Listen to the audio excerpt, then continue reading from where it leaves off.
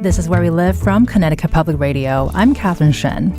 A new school for LGBTQ students and allies is set to open in New Haven this fall. Today on Where We Live, we preview the plans for Proud Academy with Patty Nicolari, who is the founder of the academy, and hear from one prospective parent and child. But first, the U.S. Department of Education's Office of Civil Rights, or OCR, is investigating a discrimination complaint filed by several Farmington parents. They're alleging that the district didn't step in to stop LGBTQ-related bullying. In an email to the Hartford Courant in August, the OCR said the opening of an investigation does not imply wrongdoing by the district, but said it was honing in on allegations that the school district did not appropriately respond to several incidences of gender identity or sexual orientation harassment, as well as dead naming, that were reported in February, March, May, and June. Dead naming is the deliberate use of a trans or non-binary individual's name prior to their transition. We also want to add a note here that the OCR did not reply to our request for an update. The Courant also reports that the OCR's investigation is believed to be the first of its kind in New England. OCR is also focusing on 7 out of the 10 allegations in the complaint. One of the parents who filed this report joins me now, Melissa Combs. Thanks so much for joining us today. Thank you for having me. You can also join the conversation, 888-720-9677. That's 888-720-WNPR, or find us on Facebook and Twitter at Where We Live. So, Melissa, you filed this 54-page complaint along with other Farmington parents and guardians over the summer. Can you explain to us why had it gotten to this point? Well, I filed with OCR when all avenues for working with the district were exhausted.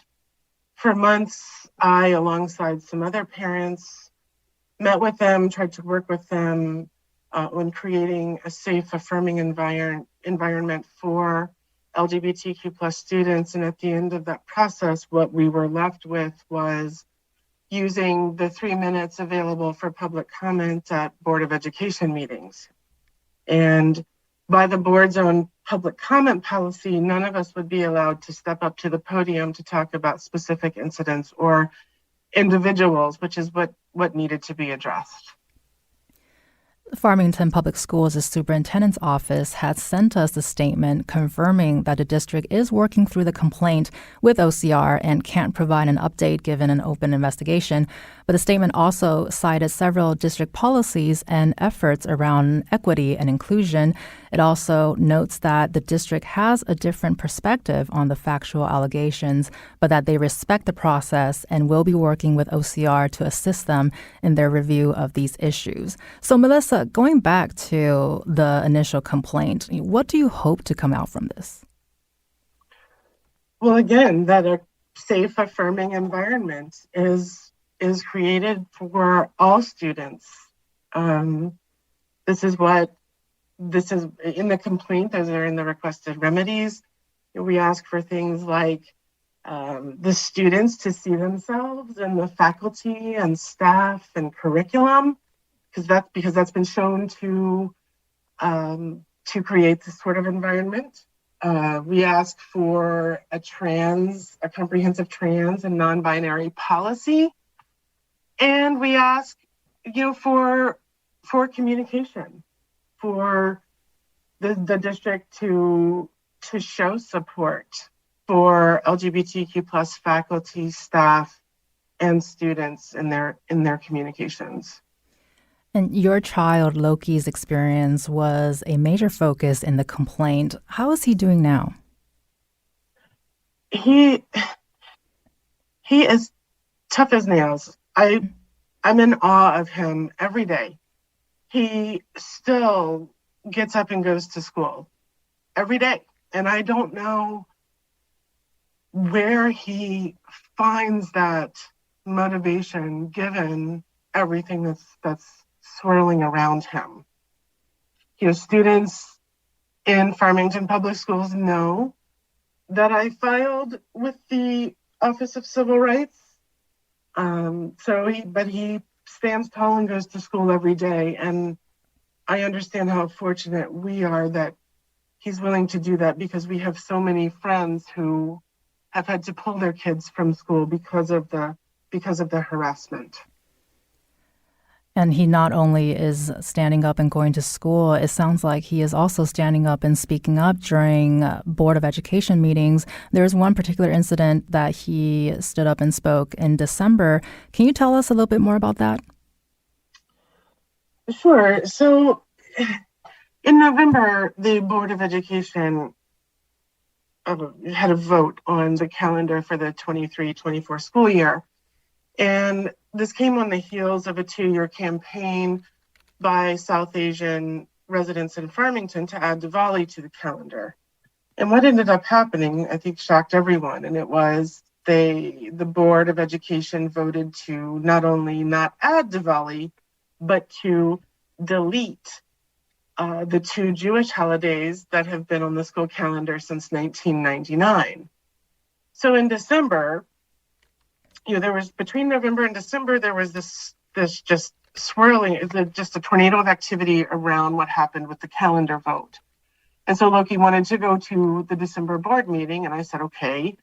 And Loki wanted to speak, and I originally said no.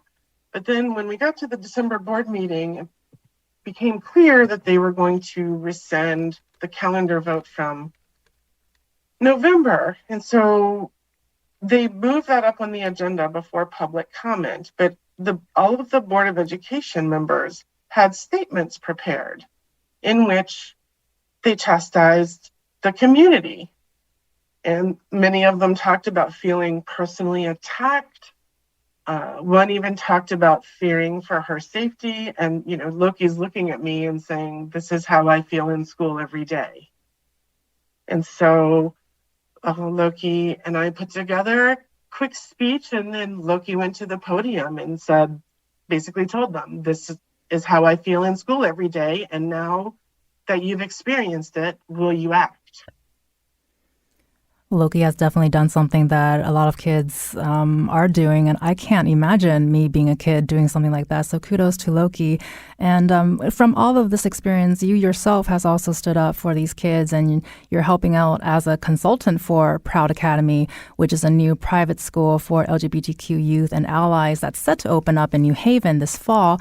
We've got about 2 minutes left, but I want you to share really quick, why is this kind of community-based school needed, do you think? Because in these hostile school environments, the kids are not learning. It's not possible for students to learn when they're existing in a constant state of fight or flight. So a school like Proud Academy removes that component, and students can just go back to being students. Their childhood is not being stolen from them at a school like this. And I think it speaks to the work that needs to be done in a safe harbor state like Connecticut, that this school is so needed. The safe harbor law that was passed last year included protections for people seeking gender affirming healthcare.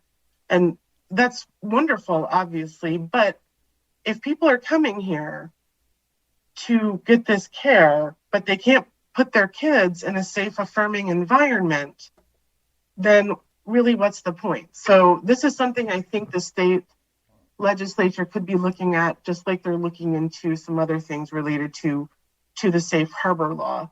But I'm just thrilled that kids will be able to go somewhere and actually learn.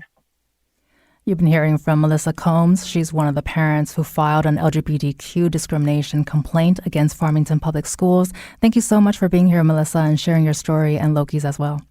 Thank you, Catherine. This is Where We Live. I'm Catherine Shen. Coming up, we're going to hear from Patty Nicolari. She's Proud Academy's founder and executive director.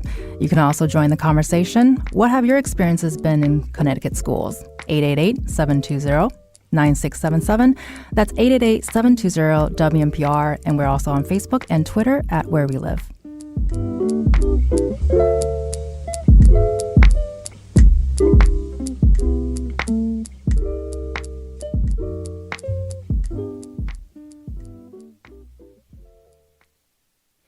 This is Where We Live from Connecticut Public Radio. I'm Catherine Shen.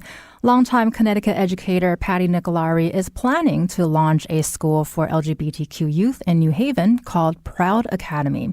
This will be the first school for LGBT youth in Connecticut and at least the fifth in the U.S. PROUD stands for Proudly Respecting Our Unique Differences. And joining me now to discuss her hopes for PROUD Academy is Patty Nicolari herself. Hi, Patty. Thanks so much for joining us today. Hi, Catherine. Thank you for having me.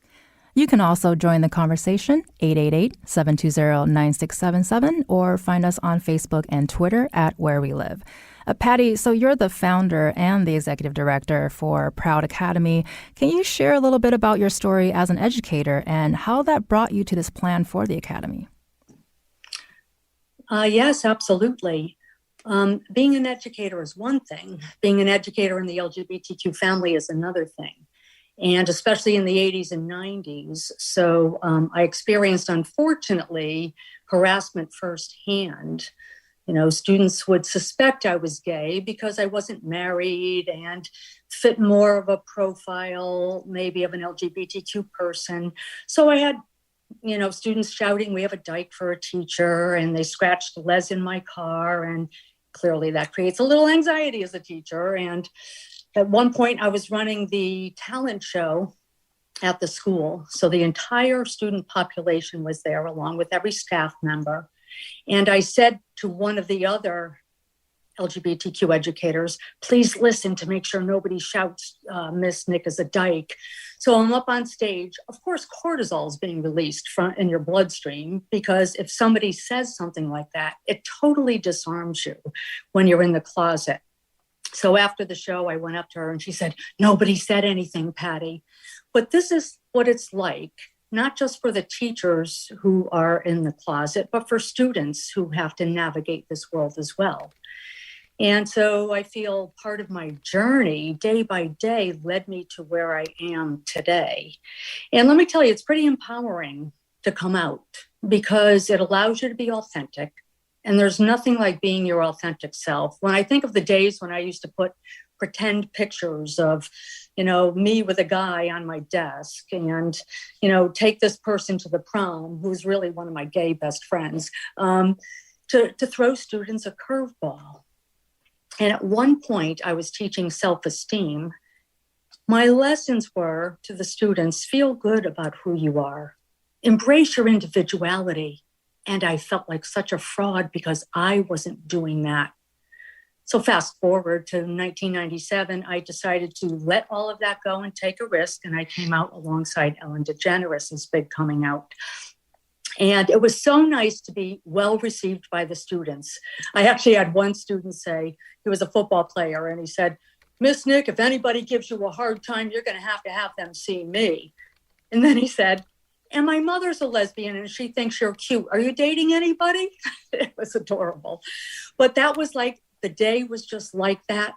I came home and cried and said, no more living in fear. How can I help students feel the way I do now? Because what a waste of 15 years. I ended up becoming a professional development presenter around the nation and in Connecticut. I was on the GLSEN board, which is the Gay, Lesbian, Straight Education Network.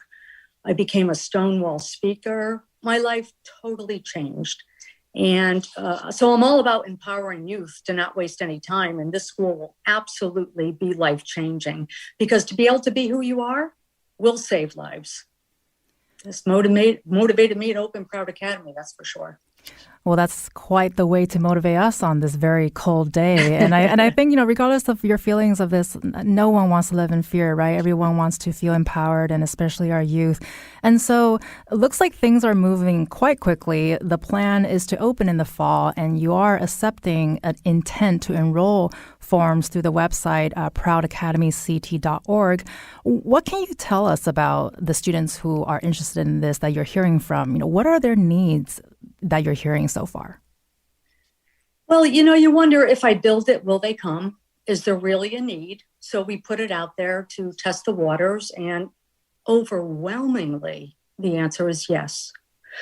So we have a sense of urgency. As I read the profile of students, what Melissa said before seems to be the common denominator. Students aren't feeling safe in their schools, even though we are a safe harbor state. I see that parents are pulling their children to homeschool them. Even schools that have GSAs, you would think would be a safer school. Our main profile of student seems to be the trans and non-binary student. They're the target of the most hate, it seems, today. And I think school systems need to really figure out how to work with the student population and the families. Until then, Proud Academy is absolutely needed. So there'll be a variety of factors dependent upon the enrollment data. But if it keeps coming the way it is, we will have a healthy group of people. So we're all set for a lot of different scenarios. And tell me a little bit about that being all set. And obviously, data will help you inform some of the decisions that you will be making, further down the line. You've got a couple months to go until the fall. But how will that data inform the grades that you serve and the teachers you hire and all of that? Right. Well, we have partnered with the other 4 schools in the nation, the other LGBTQ schools in the nation. So I use them as a resource for many things. And one of them is when they first started, what was their enrollment like? And half of the schools, that means 2 out of 4, half of the schools started with a nonprofit running like a micro school. So it was 2 teachers and 12 students. And clearly that has escalated to something bigger than that, because Magic City Acceptance Academy in Alabama opened in 2021. And for 2022, they have doubled their enrollment. And for next year, they know that they're outgrowing the space already. So there is clearly a need for that. So that will inform our decision. And interestingly enough, we are not even soliciting resumes. We're not putting it on LinkedIn or anything, but people are finding out about us. We have many people who want to be the principal of the school. People want to be the social workers, the teachers. The inpouring of even trauma specialists, everybody wants in. Because even teachers need a safe and affirming place. I had a teacher who said to me, and I'm not going to say the town, but it's a pretty progressive town, lesbian teacher, legally married to a woman, but her principal told her she's not allowed to say that it's okay to have 2 moms and 2 dads to her elementary school class. And so she's feeling unsafe. So to teach in a school like Proud Academy, we get it. We understand the diversity that exists in the real world. And I know there's a lot of things in flux right now, but can you share with us a bit about the intended capacity and also the grades that the Academy is planning on serving? We are planning on, at this point, we are planning on grades 7 through 10 for the first year. The reason for that is we will be accredited. We will be, our goal is to be an international baccalaureate school. We will offer honors and AP classes. So we know that a rigorous curriculum is something that the students even requested. So, that's where we are at this point. And bring me back to your question.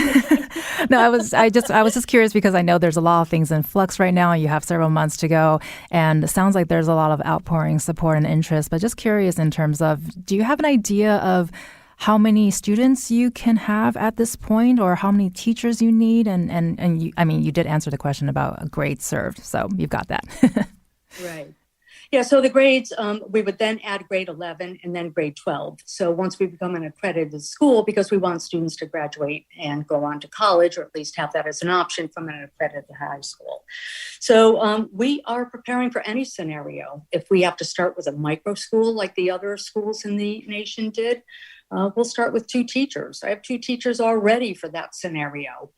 And they would teach, math, science for one teacher, and then English and history for the other teacher. And if we start off with 12 students, at least 12 students are in a safe and affirming environment. And what can you... And if we're like Magic City Acceptance Academy, they're up to 350 people. So who knows where this can go. Right. And can you tell us about where are you looking in New Haven for the Proud Academy to land? Yeah, New Haven is very multicultural, which is very appealing. So I've looked at, and our building committee has looked at schools in New Haven that are no longer in use. We looked at one on Dixwell Avenue. We looked at one on Legion Avenue. I've looked at many buildings that are vacant because a realtor was working with me on possibilities. And we seem to be landing on one that is very appealing. It's a former school, and it was also for grades 7 through 12. The space is priceless. It's cavernous on the inside, so we envision live theater productions, hosting fundraisers. It already has a science lab in there, many classrooms, small rooms for trauma specialists and social workers, psychologists, and a library that is beautiful. The West River runs along this building. And Barb Duncan, who was our board president and a former science teacher, said, "Oh my gosh, I could picture the science teacher doing live learning labs out here." And she had goosebumps at the thought of it. So we're excited about that as a possibility. And we're in lease negotiations and discussions now. That sounds like a very exciting endeavor. Talk about live learning. Who doesn't love a good live learning, right? It's real. And then all of this obviously will have to come at a cost. And what does tuition cost look like for the students so far? Well, in Connecticut, there's anywhere from $4,500 to a private school up to $9,500 for a private school. So there's quite a range there. And our tuition would be anywhere between $30,000 and $40,000. Now, clearly, socioeconomic background is in our mission statement, so we don't want anybody to be challenged and not be able to attend. So we plan on, doing a lot of fundraising and hoping that people would sponsor students to come to this school. And the tuition will actually be based, how many schools, private schools, base their tuition is on the federal program using the income guidelines under the free and reduced lunch program. So that will help guide us. And we have a committee working on that as well. And a related question is, so how will admissions work? Is it need-based, application-based? Can you sort of walk us through what that process would be like? In consultation with the other schools in the nation, we also have a committee working on that as well. So we will develop like a rubric, and the rubric, will have categories of students. Is it need? Is it academic support? Is it level of trauma support? The social emotional component. Our dream is to take any student who needs us. That would be our dream. Our dream would to be so big that every student wants to come to our school, whether, you're an ally, because of course we need the upstanders as well. Allies are a real important part of this. And in the other schools, like Magic City Acceptance Academy, 45% of the enrollment is LGBTQ, and the other 55% are allies, because the allies realize that if a trans student could feel safe in a school, I am in. So then everybody needs a safe and affirming space. So it will be appealing. Well, you just literally took the words out of my next question, and you mentioned allies. And I wanted to ask, and I will still ask, why are allies such an important part of this community? I know Melissa Combs, who is a parent who filed a federal complaint against Farmington Public Schools, said something very similar, and which is not surprising. But, just kind of go through that with us again. Why are allies such an important part of this community? Well, they're part of the real world as well. And, when people, it was a white person going to a Black Lives Matter rally, we all need to lift each other up and support each other. So allies sometimes have a louder voice, and it speaks volumes. So half of our board are cisgender, heterosexual folks, and they feel strongly about supporting this. It's a team effort. It does sound like a team effort. And we've got about 2 minutes left. I do want to just ask real quickly, Melissa was on earlier, you were listening. Do you have any thoughts about what the stories that she has shared and her motivation behind what she is working on right now? Oh, I get it. Her story, I get it. The profiles coming in from the parents, one of the questions is, why would you want your child to come to Proud Academy? And basically, it's Melissa's story. I've heard parents say, I just want my kid to be happy again. And it breaks your heart reading these stories.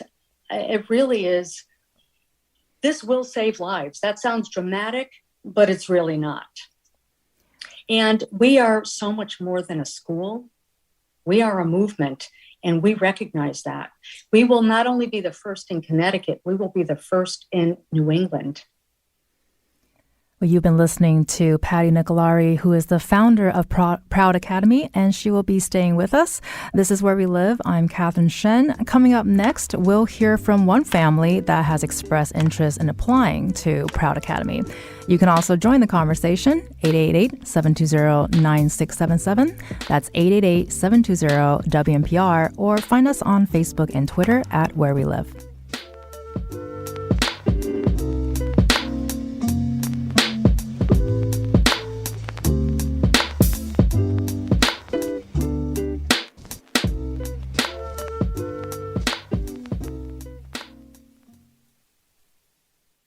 This is Where We Live from Connecticut Public Radio. I'm Catherine Shen. This hour, we're previewing plans for a new school in New Haven that's geared towards LGBTQ youth. Founder and executive director Patty Nicolari tells us that there's been a lot of interest from Connecticut families, and one of the families is Tiffany Wong, who is a Fairfield parent, and her child, Maddie Joyella, filled out one of those forms to join the academy. Where We Live's producer Katie Pellico spoke with them about their interest in the school earlier. As a parent, it's been really painful to see your child be bullied or feel like they're not safe or supported at school. So when I heard about Proud Academy, the first thing I thought was, this is a place where kids can be who they are. This is a place where they don't have to feel different. And they hopefully can be in an environment where they feel safe to learn. Because I think that's one of the things about being in a school where you don't necessarily feel safe. You're always thinking about that instead of being able to learn properly. And, I think the schools have been great and they're supportive, but there's also not a lot of understanding of what kids are going through these days. Not a lot of real understanding around gender identity.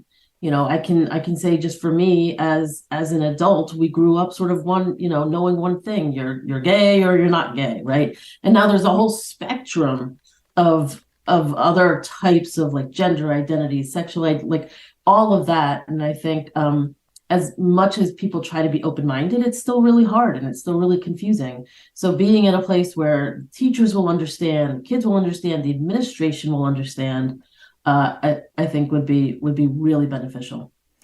So just a quick apology that was the wrong bite, but it was actually Maddie's mom, Tiffany, talking about her interest. And we have Patty Nicolari, who is the founder and executive director for Proud Academy, still with us to have this conversation. Patty, as you were listening, how is this reflective of what you're hearing from parents and families? Well, this is the narrative that I'm hearing from everybody. And, even parents need support because they too are navigating some challenges within their own family. And I feel as though we as not just Connecticut, but we as a nation need to figure that out. We need to work with our families and our students, whatever that takes. And now let's take a listen to Maddie, who is Tiffany's non-binary child. Here was her reaction to hearing about Proud Academy. My mom told me, and it sounded just like really cool to have like a school kind of centered around LGBTQ. I've kind of been bullied like a lot last year, mostly, and so it's really hard because it's mostly about my sexuality, and like I think it would be really cool just to have somewhere where it's like a safe environment and not be afraid of that happening. So just flipping the questions real quick with Patty, how that was Maddie, and how is Maddie's experience reflective of what you're hearing from families where we live? I just hit the pause button and visualize Maddie being in a school like Proud Academy. and thriving, and the opportunities just to be authentic and just to be a kid and to focus in on being a kid and concentrating on their academics versus constantly being guarded. Is somebody going to say something? Are they going to judge me for the way I look? This needs to change, and Proud Academy will offer that respite for families and for students. Imagine a parent sending their child out the door to go to school, knowing they're going into battle, knowing that that child is probably going to face an awful day, and now switch it to, my child is going to Proud Academy, where the teachers, the principals, the staff, everybody understands my child. Even if we have a school resource officer, it would be somebody who is in the LGBTQ family who gets it. So that is refreshing for families. And Tiffany also dug deeper into the hurdles and the challenges that she's met trying to learn and understand what her child is going through, which I imagine is what a lot of parents are going through. Let's take a listen to that one. I grew up, I'm progressive, I'm liberal, but even when Maddie first started talking about it, what is this? These are all sort of new concepts, I think, to a lot of people. So it can be confusing. I get it. It's interesting because it is something that I've had to sort of grapple with the last couple of years, is because, you grow up and you think, I can handle anything that comes my way because I'm open and I'm liberal. I'm about as liberal as they come. Right. And then all of a sudden, your child says to you, I'm non-binary, and you're like, what the heck is that? And you feel like an old curmudgeon, right? And all of a sudden I had to sort of reconcile who I thought I was with what was really ingrained in me as, growing up, which is this was just not a thing. And, there are times where you think and you still think this is not a thing, right? Kids are making this up these days. Obviously that's not true, but there's a part of your brain that has to get there. And it's sort of like, oh, wow, I guess I'm not as open. I'm not as progressive as I thought I was. That's hard. It's hard to come to terms with. I imagine what Tiffany just said probably resonates with a lot of parents. Patty, can you speak to how complex an issue this is for many parents and people? Well, it's very complex. I have somebody in my own family who just came out trans. And so this person for 18 years in one way, and then on Christmas Eve, they show up presenting in another way. But, like my own relative lost 30 pounds and just feels so authentic. But the family still has to wrap their head around it and try really hard not to use the dead name and even understand what that means.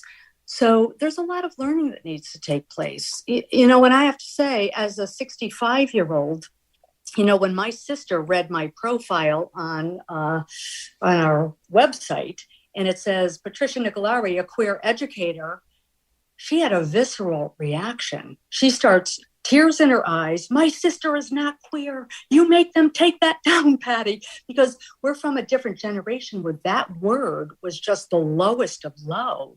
So we all need to be educated, and we all need to evolve with the changes. And I really feel this generation is going to allow us to look at things differently, even gender. My nieces and nephews in their 30s having children, they don't do the pink and blue bedrooms anymore. They do, gender neutral colors, because as soon as you paint a room blue or pink, it automatically says, I'm going to treat this child this way versus this way. So there's little wiggle room for them to figure out themselves, Well, of course, you've had so many experiences with this, and you mentioned that generational gap, actually. And do you have any guides or advice, or are there other questions that you find yourself fielding when it comes to how do you have this conversation? One of the questions that I get a lot is,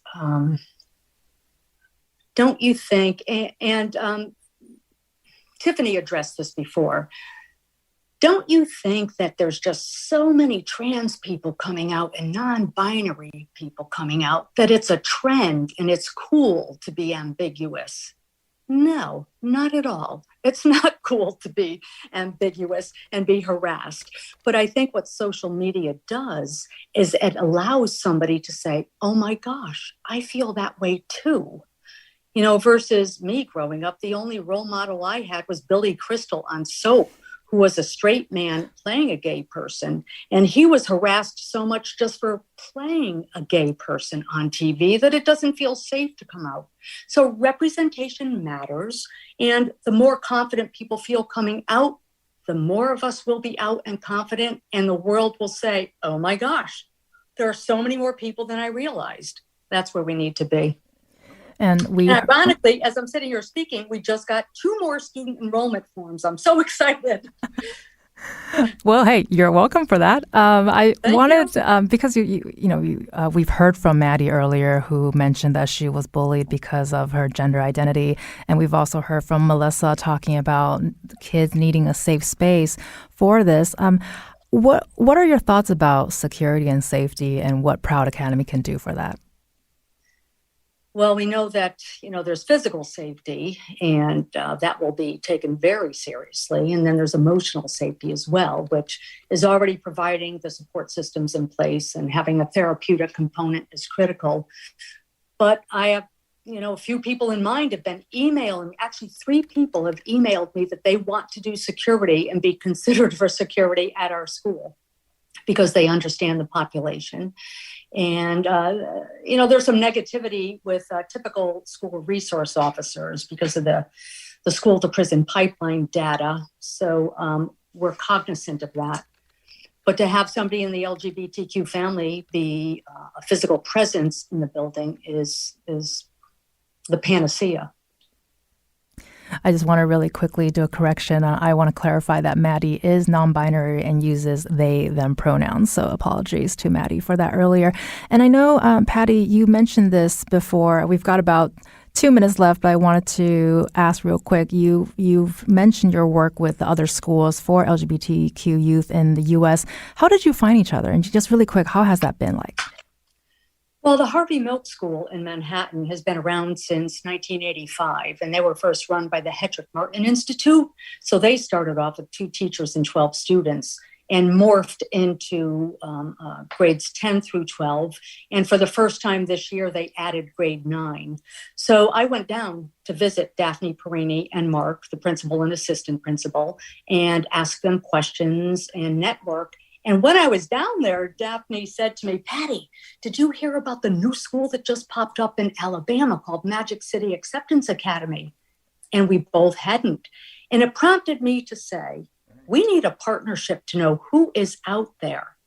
So then I found Albert Einstein Academy in Ohio. Kristen Thomas is the superintendent there. And we just had a Zoom meeting with all of the schools. And Celeste Lassine from the Trevor Project is a part of that Zoom meeting, because together we are going to form, the United States LGBTQ schools and help each other out. Well, thank you so much for that, Patty. You've been listening to Patty Nicolari, who is the founder and executive director for Proud Academy. Thank you so much for being here and sharing your story with us today. Thank you very much for having us. I'm Catherine Shen. Today's show is produced by Katie Pellico. Our technical producer is Kat Pastor. Download Where We Live anytime on your favorite podcast app. And thank you so much for listening.